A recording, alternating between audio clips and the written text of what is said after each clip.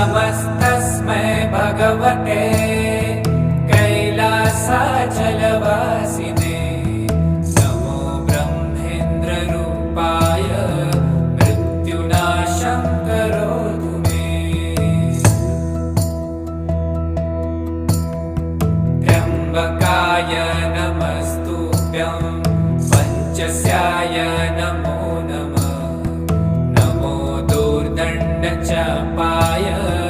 मम मृत्युं विनाशय